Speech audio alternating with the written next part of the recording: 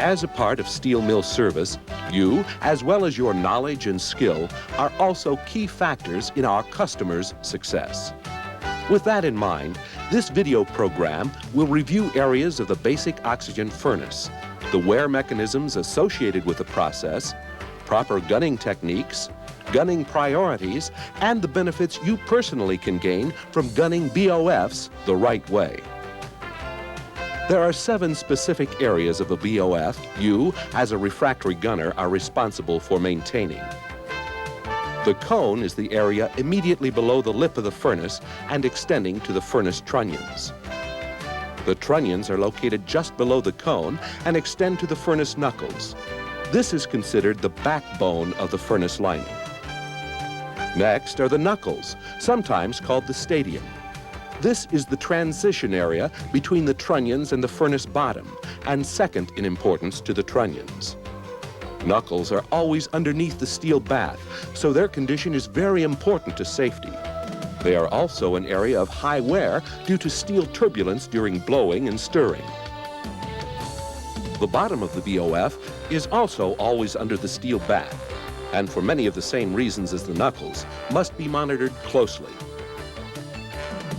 Basic oxygen furnaces have 2 slag lines, the turn-down slag line and the tap slag line. These areas are critical because during testing and tapping, they are metal-bearing and exposed to severe conditions. The charge pad is the part of the BOF in direct contact with the impact of scrap and hot metal during charging. And finally, the tap pad is the area of the furnace where steel rests during the tapping.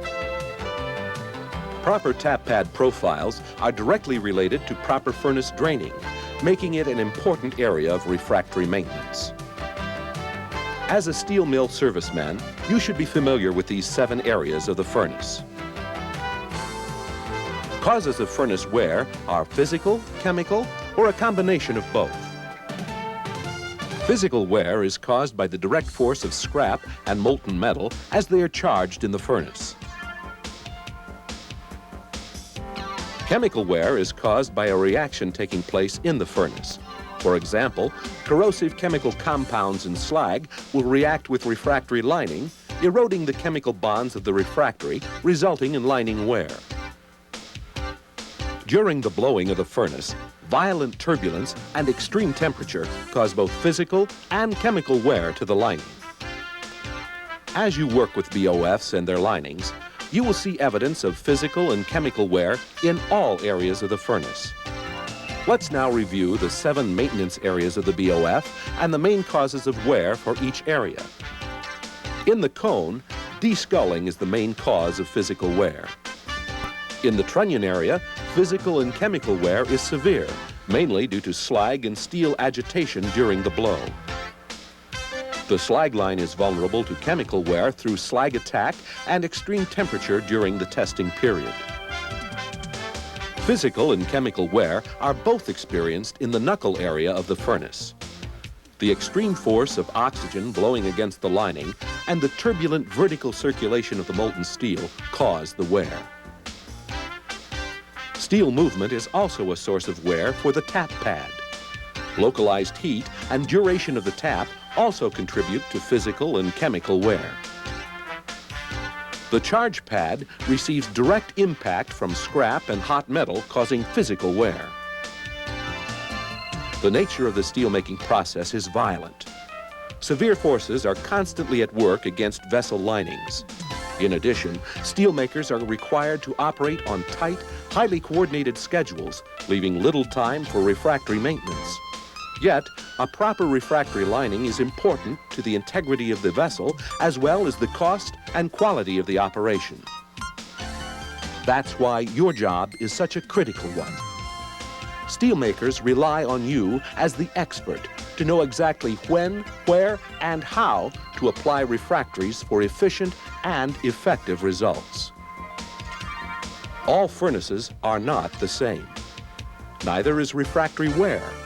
Because of this, there are 3 basic gunning techniques used to maintain BOF linings.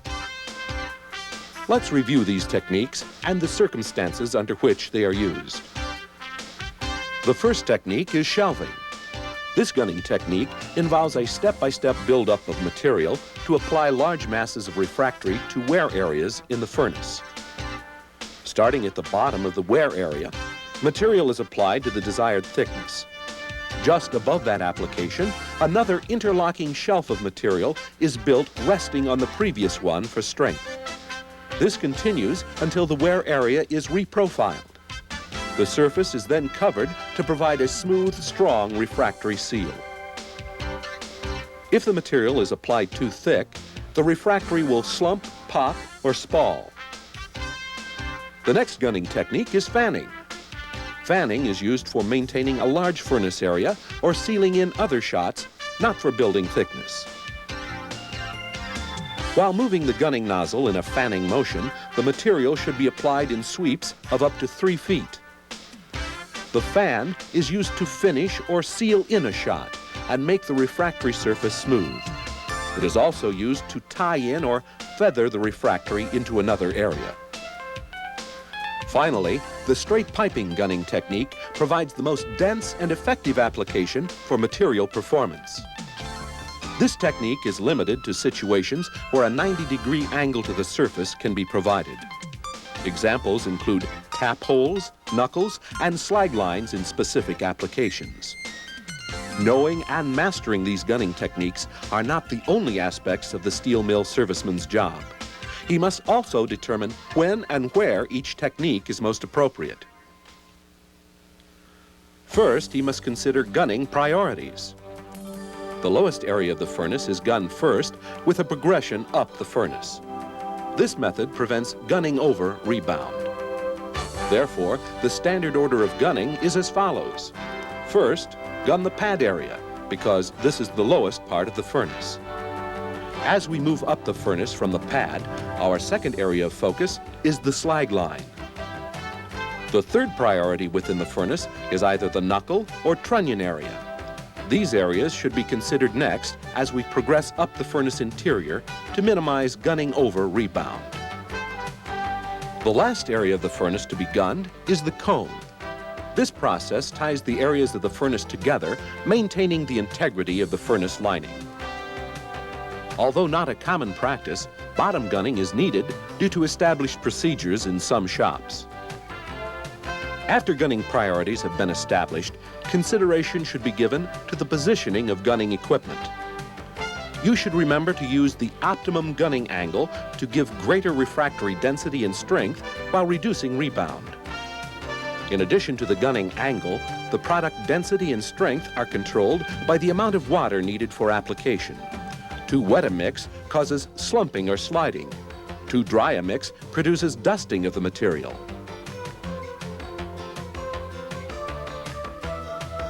Keeping the nozzle 24 to 36 inches from the furnace wall allows you to maximize gunning efficiency and product quality.